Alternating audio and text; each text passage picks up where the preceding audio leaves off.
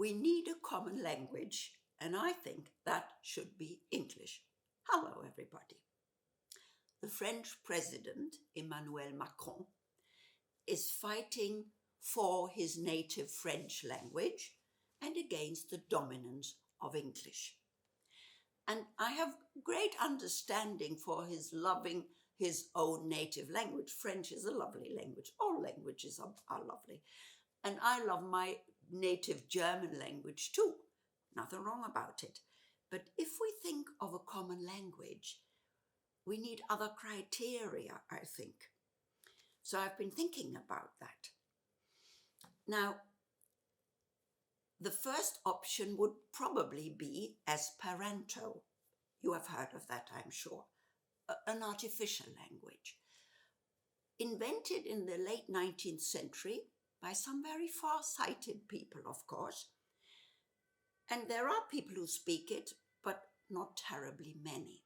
Because the idea is fascinating. And these days, we could have a completely new one with artificial intelligence, I'm sure, would make us a wonderful new language, no exceptions to the rules, etc. And comparatively easy, yeah. But it won't work. It hasn't worked with Esperanto. It's not going to work with this new, maybe better artificial language. And I think the reason is, it's nice when you're a young person, you go on holiday to that country whose language you learn for a 4-week stay there, get to know the people, talk to the people. Or as a student, for 1 semester or 2, you go to these foreign countries, and there you meet the people and you read their papers and you watch their TV, etc. And that, of course, doesn't exist neither for Esperanto nor for a new artificial language. And therefore, I think it's bound to fail. Okay, then, if you would agree with me there, now let's look at those that are most widely spread, because obviously we should choose one that is already widely spread. I looked it up. Now, in this order, and that includes native speakers and non-native, second language speakers, so speakers of other languages who speak that for a particular foreign language, okay? English, in that order, Chinese, Hindi, Spanish. Well, as a common language, I think Chinese and Hindi is out because they are almost exclusively spoken by the people in those 2 languages.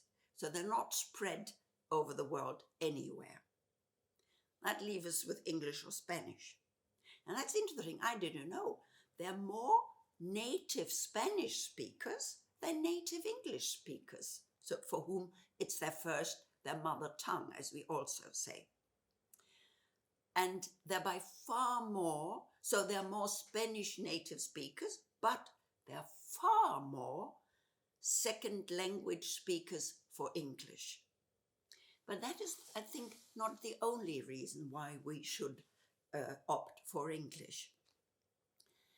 And you see, in my life, including my native language, I have tried to learn 7 languages, so I know a little about language learning.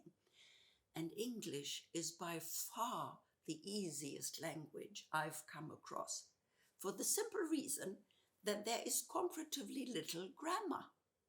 So learning it, very quickly you can make your little sentences, and that gives you a sense of achievement. And that is important while learning it. I pity all those poor people who've come to my country and who have to learn German. It takes them ages to be able to reach that level, which in English you read comparatively easy. And I think that is a very strong point for it as a first language.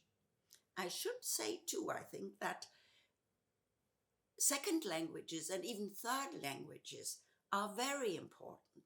Everybody in this world, also English native speakers, I think, should at least learn 1, if not 2 or 3 other languages, because learning other languages opens new horizons to you. gives you a completely different worldview, looking beyond your own narrow horizon. I think that therefore it be very important. And I'm all with Monsieur le Président de la France that he's fostering his French for that reason. Now back to English. It has one big drawback, and that is, you will all know, the enormous disparity between how you spell something and how you pronounce something. Now, linguists can explain all of that to us historically, only that doesn't help the poor learner at all. So I think we should really go about reforming that. You know, my native German language, every 20 years, maybe 30 years, experts of the countries in which German is the first language get together, have a look at how the language has changed, because languages change the whole time, and then reform it. And I think that should be desperately done with English. The Americans have started it, but very half-heartedly. You know, I'll give you an example. Through, in original British English, is spelled, as you know, Througe, G-H. And the Americans have made out of that Thru, through. And that is brilliant. And they're right, of course.